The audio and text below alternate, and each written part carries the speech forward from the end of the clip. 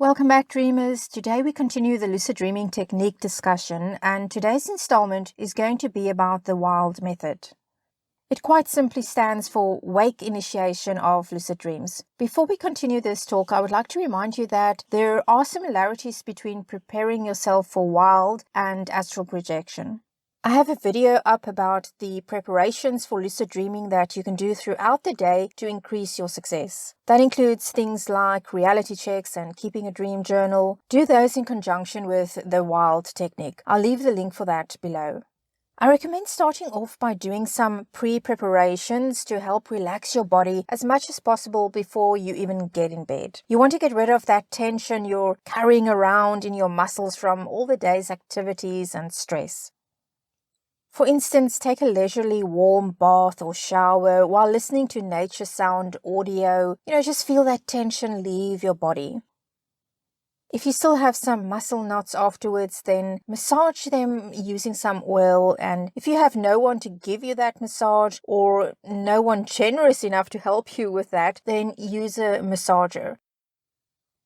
As you all well know, we do tend to carry our tension around in our shoulders and necks, so be sure to relax those before going to bed. Also try to avoid stimulants during the day and don't do anything in general during the day that is going to make it difficult for you to relax your body by the time you get to bed. Okay, dreamers, so now you've done some preparations and it is time to actually get in bed. Your adventure hopefully will soon begin. Please use the auto-suggestion technique as you are going about the business of getting ready to retire for the evening. Remember to check out my video about that if you're not yet familiar with that very easy technique. Dreamers, what I'm about to say is very important. You will have more success with the WILD technique if you try it after you've woken up following a few hours sleep and then immediately return to sleep while implementing WILD. It differs from the wake back to bed technique though, in that with WILD, the aim is to fall asleep consciously. In both cases though, you are able to get back to the REM cycle much faster. That is why both work better after you've already had a few hours sleep. I never bother anymore with a WILD technique myself while I'm falling asleep for the first time on any particular evening. I use it only when I'm getting back to sleep after I've woken up during the night naturally. As with astral projection, the WILD technique requires you to stay conscious while your body falls asleep.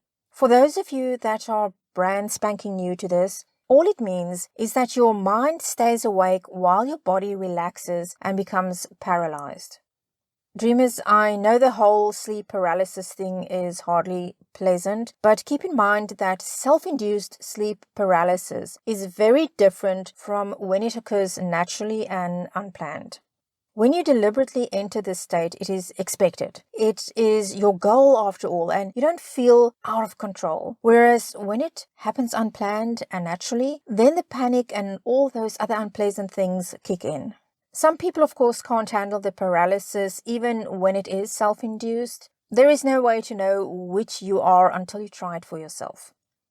I want to add that should you wake up from your lucid dream or normal dream and you find you have sleep paralysis, then the odds are you're not going to enjoy it, okay?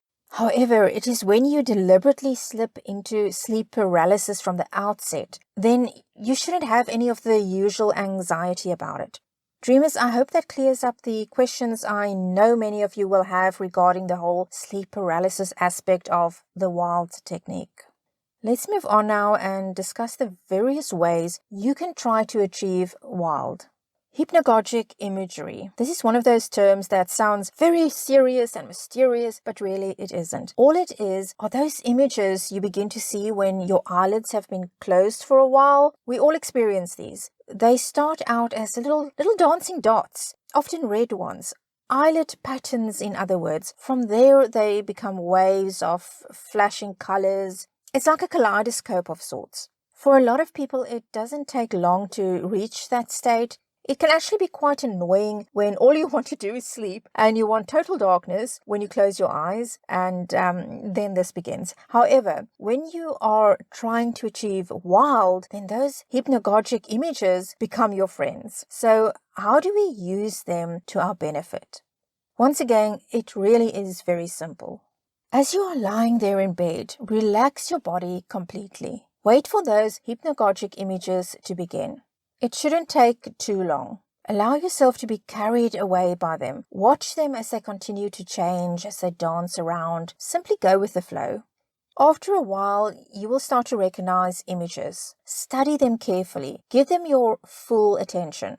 This is usually when you will start to feel sleep really wanting to take a hold of you. However, at this point, you need to still try to maintain consciousness a little bit longer. Due to the fact that you are now entering the dream world while you're still conscious to a degree, you can expect some unusual occurrences. You can expect to experience auditory hallucinations or have a sense of floating. The deeper you slip into the dream state, the more you will feel the presence of other people or beings. This is all normal and it's nothing to fear. Continue to watch the images and allow them to come and go. Do not try to control them. Pay attention to them, but as a casual observer, allow yourself to enter the dream. Visualization. This is something that comes a whole lot easier to some than it does to others. Some of us are very fortunate to be able to visualize easily and in great detail. Every time I speak to someone that lacks this as a natural ability, I'm reminded of just how blessed those of us are that are able to very easily visualize. It really is a gift. Don't take it for granted. A lot of people wish they had it. That said, don't be discouraged if visualization is something that you struggle with. Dreamers, one of the main reasons why I only use images in my videos is to help stimulate imagination and visualization. It is so key when it comes to the dream world and all its glorious possibilities. You will see that I do and will continue to do videos that help stimulate your imagination. So how do we use visualization as part of the wild technique? There's the whole white dot technique, the black dot technique, and the lotus flower technique. However, I prefer creating my own dream landscape when using visualization with wild.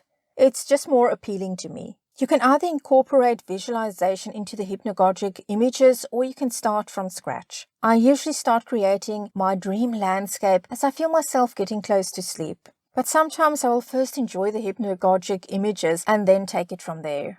If visualization is something that you struggle with, then I recommend you try going about it in this way first. In other words, first watch the hypnagogic images and then build your dream landscape. It can be anything you want, of course. That's the beauty of it. Create a world that will hold your attention. Build the scene and then take your time to slowly explore everything visually before entering into that world and gradually becoming part of it as you continue to explore it.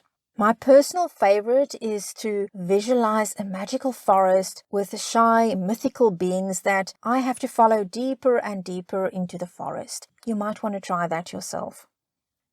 The counting technique. With this technique, you are simply going to be counting from 1 to 100 as you start to fall asleep. It is optional whether or not you will be counting 1, I am dreaming, 2, I am dreaming, 3, I am dreaming, and so forth, or simply counting 1, 2, 3, 4. The choice is yours. The idea, of course, is that you will realize once you've actually entered the dream state. You can also simply tell yourself 1 dreaming, 2 dreaming, 3 dreaming, and continue like that. Another method to use with this one is to imagine yourself walking down steps and counting as you go down each step. I've used this one with great success over the years while listening to an audio recording counting down each number for me. For me, I find I'm able to concentrate better when listening to that as I visualize myself taking each step.